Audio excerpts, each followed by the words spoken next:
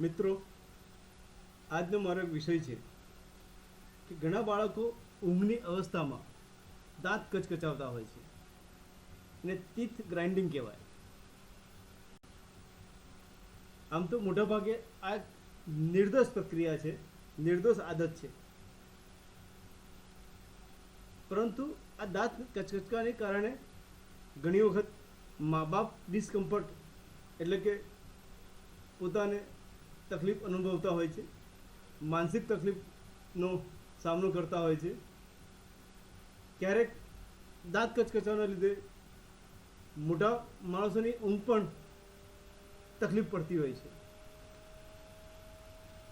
આના કારણોમાં આપણે જોઈએ તો મોટાભાગના કેસમાં એક તો વારસાગત કારણો, જેવા કે મા બાપમાંથી કોઈક એક મા બાપ ને દાંત કચકચવાની આદત હોય ફેમિલી હિસ્ટ્રીમાં, તો ક્યારેક આવા બાળકો દાંત કચકચાવતા હોય છે.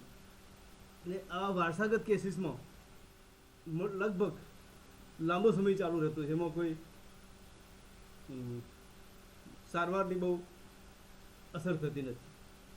બીજું કે બાળકો પણ ઉંમરના પ્રમાણમાં જુદા જુદા ક્ષરે જુદી જુદી તાણ, સ્ટ્રેસ અનુભવતા હોય છે. જેમ કે એમની જે કંઈ લાગણીઓ એ વ્યક્ત કરતા હોય ત્યારે મા બાપ વાલી એની લાગણીઓને અનુસાર એના મનને સંતોષ થાય એવો જ્યારે રિસ્પોન્સ ન આપે ત્યારે બાળકો પણ પોતાના મનમાં એક જુદી જુદી લાગણીને દબાવી દઈને, કોમ્પ્રેસ કરી દઈને એને સબકોન્શિયસ માઇન્ડમાં સંગ્રહી દેતા હોય છે. અને એ રાતના સમયે એઝ અ નોર્મલ વેન્ટિંગ મિકેનિઝમ, એક સ્ટ્રેસ રિલીઝ કરવાની દરેક માણસોમાં આ એક નોર્મલ મિકેનિઝમ હોય છે, જેને વેન્ટિંગ મિકેનિઝમ તરીકે ઓળખવામાં આવે છે. આ રીતે દાંત કચકચાઈને પોતાનું જે ઇમોશનલ સ્ટ્રેસ હોય એ ફિઝિકલ સ્વરૂપે રિલીઝ કરતા હોય છે. ક્યારેક બાળકો સ્કૂલમાં એડજસ્ટ ના થતા હોય પિયર ગ્રુપમાં, જેને કારણે પિયર પ્રેશર બનતું હોય એમના પર, અને એ ગ્રુપમાં એડજસ્ટ ન થાય તો પણ આવું ઘણી વખત બનતું હોય છે.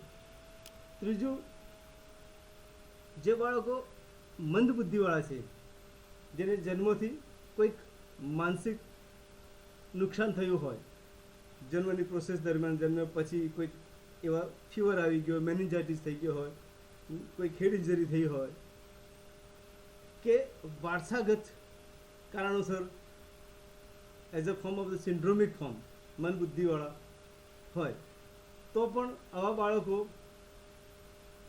રાત્રે પણ કચકચાવે છે અને દિવસના ટાઈમમાં જાગતા પણ ક્યારેક દાંત કચકચાવતા હોય છે. અને એક માન્યતાના સ્વરૂપે ઘણી વખત વાલીઓ એમ માનતા હોય છે કે પેટની અંદર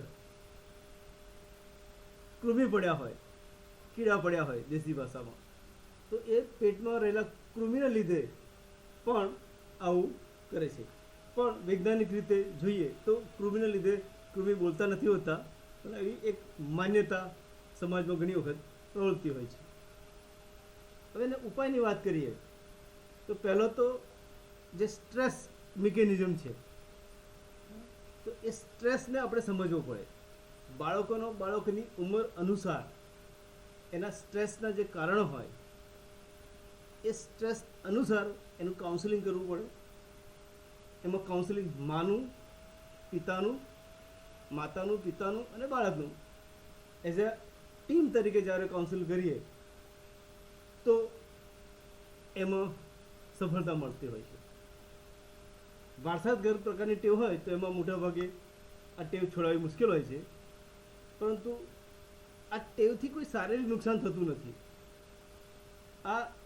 આવી જ બીજી કુટેવોની વાત કરીએ કે વારંવાર ખભા ઉછાળવા વાતચીત દરમિયાન, મોઢાના હાવભાવમાં ફેરવવા, ગળામાંથી જુદી જુદી જાતના અવાજ કાઢવા, તો એને અંગ્રેજીમાં ટીક કહેવાય.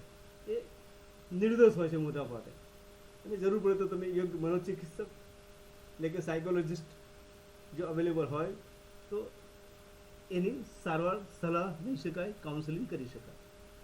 Thank you.